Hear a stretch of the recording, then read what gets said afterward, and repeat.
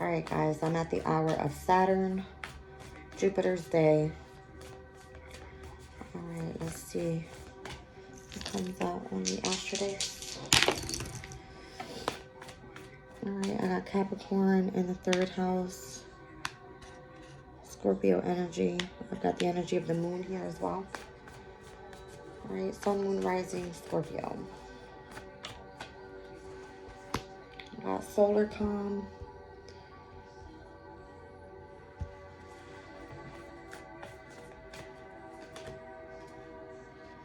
Ascendant.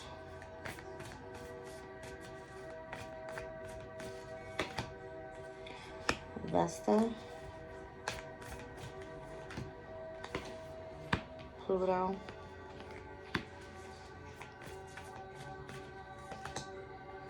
Yeah.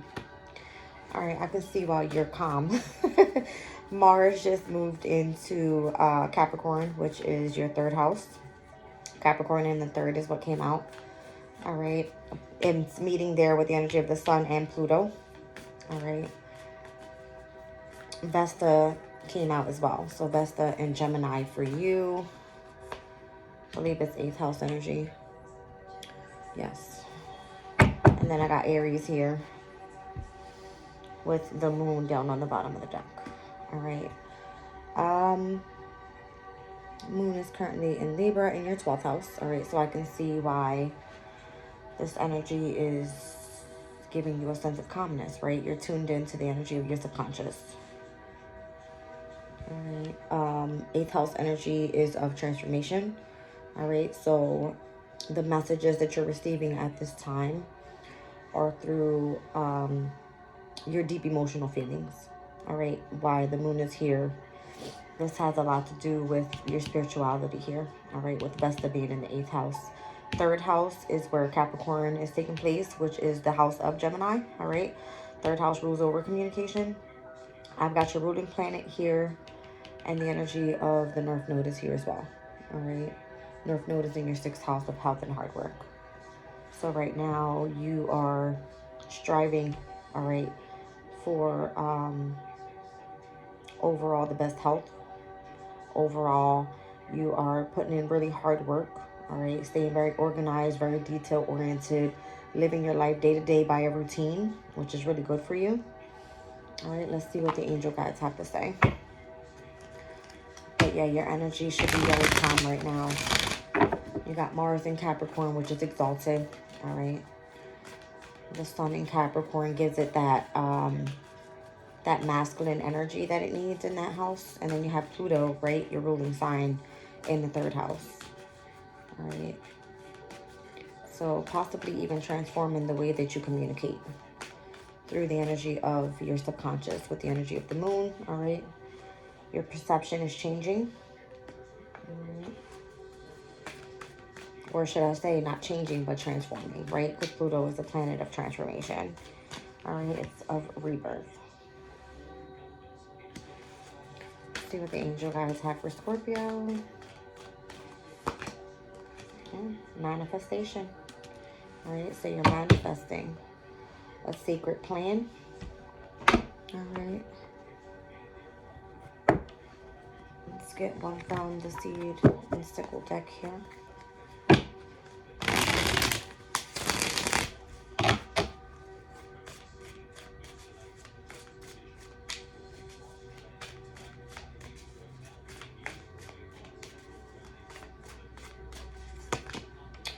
All right, so I have Cancer's energy here with Willow, number 23. This is learning from adversity, adversity and adaptation, and it says flexibility and adaptability. So it's giving me overall mutable energies. All right. Gemini is mutable air sitting in your 8th house. All right. It's very significant to your overall inner spark journey. All right. Within your spirituality. Down at the bottom of the deck, I have directions, significant decisions, balance, centering, and grounding with Winter's energy, which is Capricorn. So that's happening in your 3rd house. All right. So summer, Cancer's energy for you, Scorpio, specifically is going to be in your 9th house of spirituality. All right. So, you're learning how to be adaptable to these new changes happening, all right? Or to this spiritual transformation is what I see that you could be going through here. Because I have ascendant here, all right? The way that you're presenting yourself out, all right, is going to be a lot. It's going to be different than what you have done in the past. Manifestation is here, so I want to get one on the manifestation card. I'm going to pull from Astrology. What moon cycle could be very significant to this overall manifestation for you?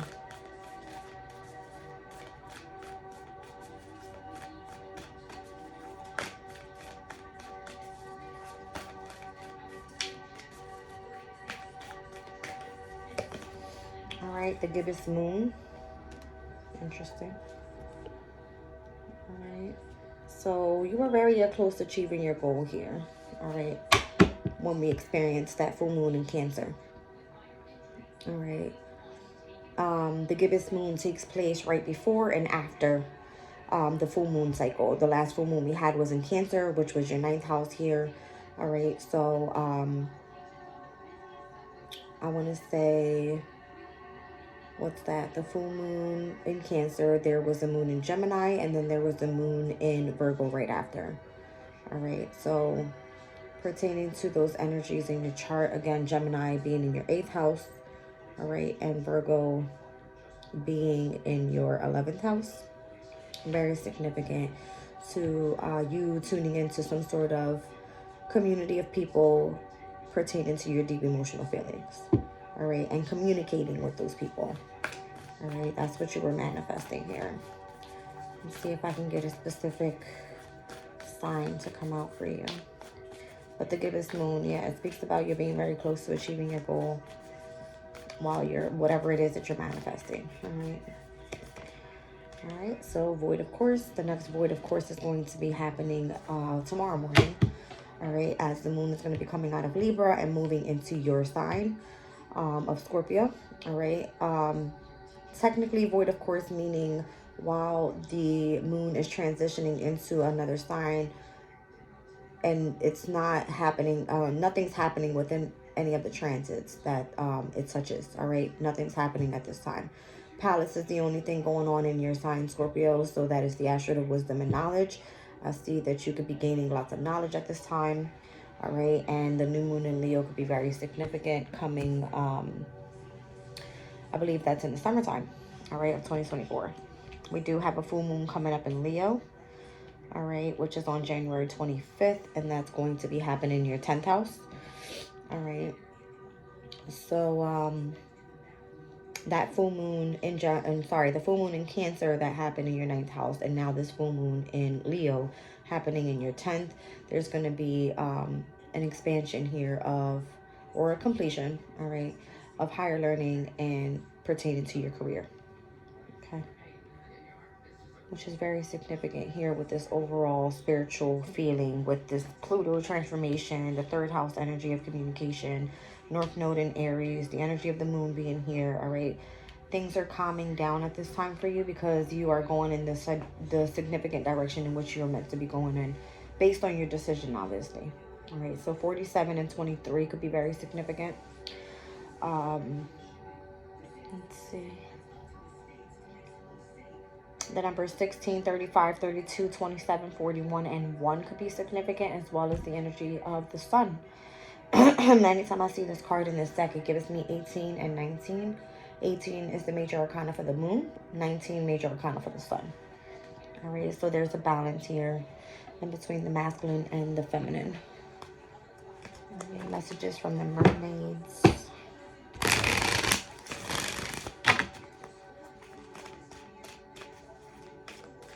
Seems like you're pretty grounded, right? With Capricorn in your 3rd house. You got the sun, Pluto, Mars is there, right?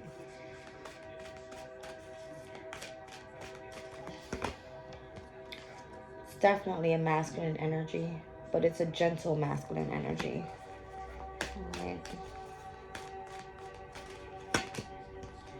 Told you.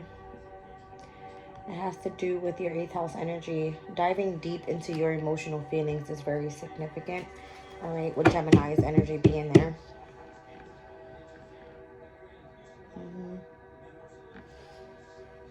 Free spirit.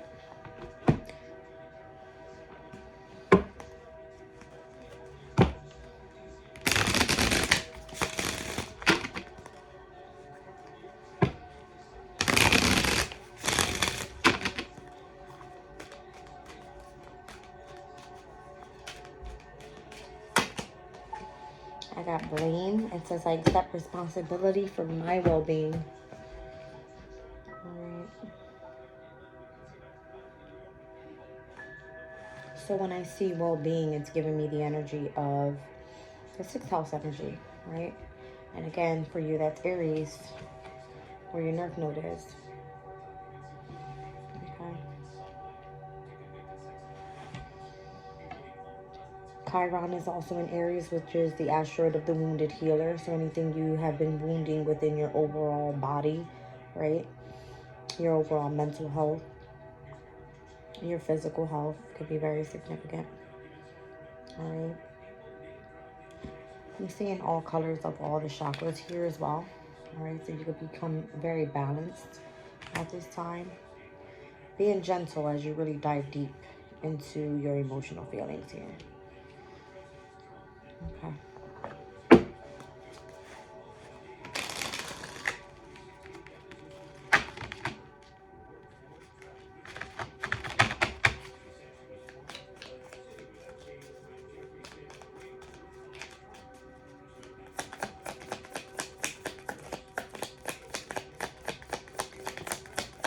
Ace of Pentacles, new opportunity. Knight of Pentacles, coming in slowly. King of Cups. All right. Pisces energy. Sun in Gemini. You've had difficult times with that 10 of Swords. Mentally. You're going through an awakening here with Judgment card.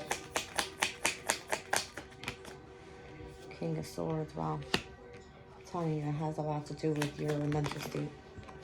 Queen of Swords, you're finding your match.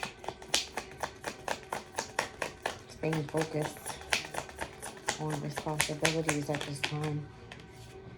All right, Aquarius could be very significant for you, which is your 4th house energy. All right, this could be a person that you are married to. Hierophant. Queen of Wands is also here.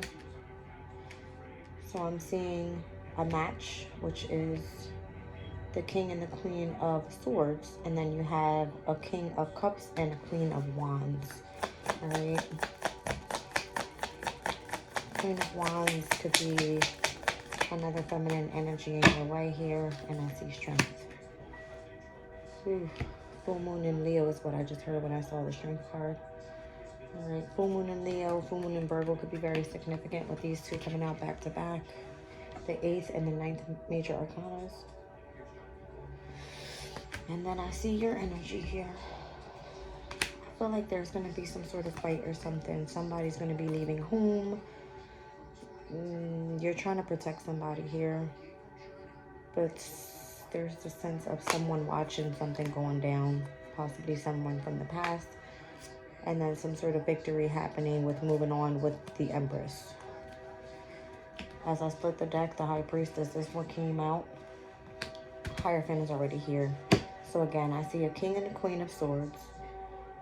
I see the Hierophant and the High Priestess, the highest counterpart in tarot. All right, so there's some sort of conflict happening. Someone walking away. All right, somebody's standing their ground here. There's somebody watching. Some sort of tower happening. All right, somebody from the past. This can involve children. All right, somebody's taking a win. Someone's moving forward, moving on to be with an Empress here. All right. So whatever opportunity you were presented with, it took a long time to come in. It seems like you were tuning into this, diving deep into your emotional feelings here. All right. Having to tune in with some sort of mental betrayal that you felt you went through. You've overcome that, went through judgment, had an awakening about it. All right, and now you feel like you've met your match. All right, someone that's willing to live a separate life. All right, even if you guys are still together, you guys are separated. All right, there's some sort of ending here. And I already ran this down to you. All right, somebody's moving on and moving forward with the Empress. This could be a creative project for you. Doesn't necessarily have to be a relationship. All right, but I see communication being very significant overall in your reading. All right. I don't know why, but that's what it is. I'm going to get you a moonology manifestation card. Alright, so you've learned from adversity and adaptive. I can't say the word adaptability. You were staying open to changes happening in your life.